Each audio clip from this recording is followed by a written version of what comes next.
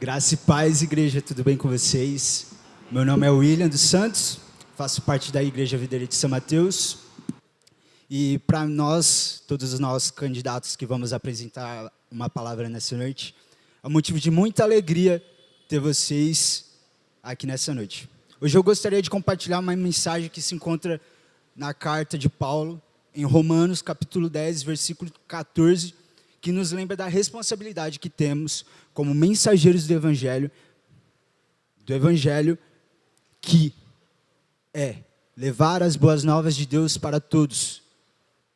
E eu queria, nesse momento, que vocês abrissem a Bíblia de vocês em Romanos 10, 14, enquanto vocês vão abrindo, eu queria estar orando para nós iniciarmos esse tempo. Senhor, meu Deus e meu Pai, eu peço ao Senhor que o Senhor me use com graça e sabedoria, Pai.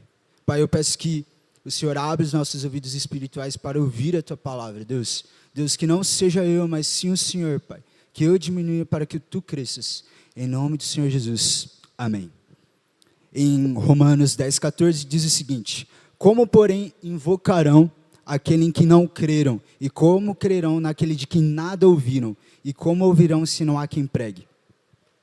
Deus está procurando esses dias de homens e mulheres que expressem disposição em zelo em proclamar as boas novas. Como diz em Isaías 52, versículo 7, como são belos nos montes os pés daqueles que anunciam boas novas, que proclamam a paz, que trazem boas notícias e que proclamam salvação, que dizem a Sião, o seu Deus reina. Essas palavras deveriam ressoar no meio do seu coração nessa noite, como um convite de Deus, para que nós venhamos realmente sermos instrumento da graça de Deus, levando a palavra de Deus a todos aqueles que não ouviram a respeito de Jesus e da sua obra na cruz.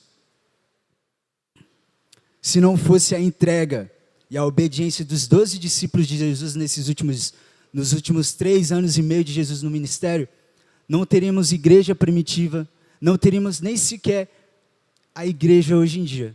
Se não fosse, para ser mais claro e mais atual, a entrega e a dedicação e a obediência, principalmente dos nossos pastores, muito de nós não estaríamos aqui nessa noite, inclusive eu.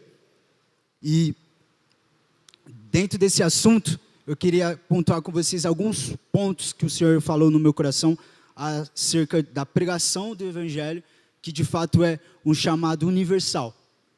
Jesus fala em Marcos capítulo 10, Marcos 16, 15, o seguinte: ide por todo mundo e pregai o Evangelho, fazer discípulos de todas as nações. Esse convite de Jesus, esse mandamento, na verdade, não foi só para os 12. Isso se estende para mim e para você nessa noite. E por isso é importante nós destacarmos que existe uma importância na pregação do Evangelho. A passagem que a gente acabou de ler em Romanos 10, 14, destaca a importância da pregação como meio pela qual a fé é despertada no meu e no seu coração. Deus escolheu a pregação do Evangelho para salvar aqueles que creem. Em 1 Coríntios 1, 21, diz o seguinte: visto que Deus, em sua sabedoria, providenciou que o mundo não o conhecesse por meio de sabedoria humana, usou a loucura da nossa pregação para salvar os que creem. Irmãos, cada mensagem que eu e você compartilhamos com as pessoas, cada expressão de fé, a nossa postura e principalmente o nosso testemunho desempenha um papel fundamental para que as pessoas ao nosso redor conheçam a verdade do Evangelho e o poder que a mensagem de Jesus carrega. Paulo nos lembra também que para que as pessoas invoquem o nome do Senhor, elas precisam primeiro ouvir sobre Ele. Isso nos desafia hoje, como filhos de Deus, a aceitarmos o convite de Deus para sermos mensageiros do Evangelho e sermos enviados. E sermos também aqueles que levam a mensagem de Deus para aqueles que ainda não ouviram.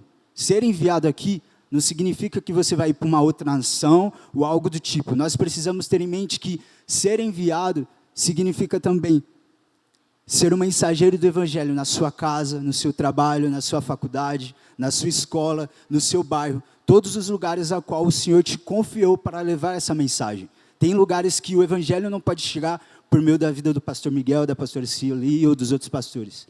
O Evangelho precisa chegar por meio da minha vida e da sua.